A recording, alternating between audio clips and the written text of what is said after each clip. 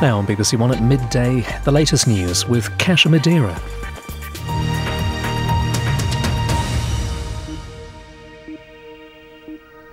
Hello, good afternoon. The Labour Party will announce its new leader this afternoon. This is BBC News, the headlines at 7 o'clock.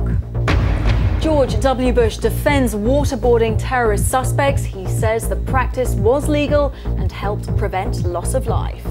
Also coming up in the next hour, can he win for a third time at St Andrews? Tiger Woods' bid for another golfing record, but once again the focus falls on his private life. Hello, welcome to BBC News. I'm Kasia Madera. Let's bring you our main story tonight. And a major earthquake has hit the Caribbean nation of Haiti.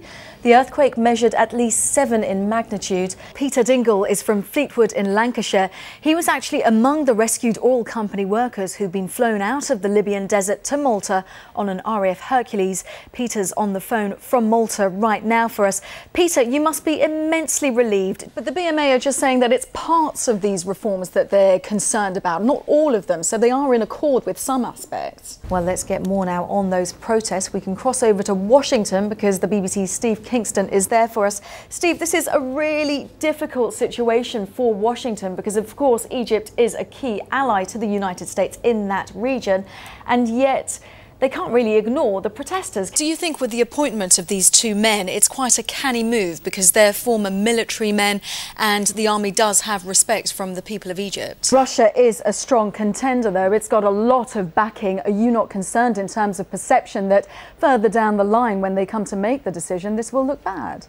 The new guidelines to be unveiled by the Department for Education on Tuesday won't change the law. But what they will say is that if prospective adopters can show that they can care for a child, then race should not be an issue. They will also say that preventing parents from adopting a child from a different ethnic group is unacceptable. Well, let's get some reaction to this from another legend of the airwaves, the radio presenter Tony Blackburn. And Hello. Tony, this is sad news, isn't it? Yes, it is. I mean, he's been around a long, long time. It's been brilliant. Yeah, brilliant. So have you been coaching people on how to deal with the celebrity? Because obviously you're the X Factor person. Now it's time for some glitz and glamour, and I'm not just speaking about Simon McCoy. It's the 25th London Fashion Week.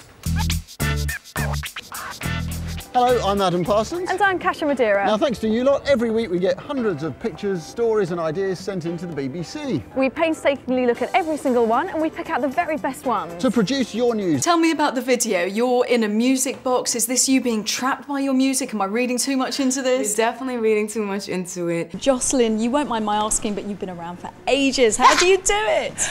And you two look so much in love. How do you keep that going? Well, we live in separate houses. No way, come on. It's 11:55, that's it from me. Alistair Yates will be here at midnight, but first of all, Louise Leah has the weekend weather. Weather, it'll be a chilly evening with heavy showers in some parts. Hugh Edwards will be here with the BBC News at 6, but now we join our news teams where you are. Bye-bye for now.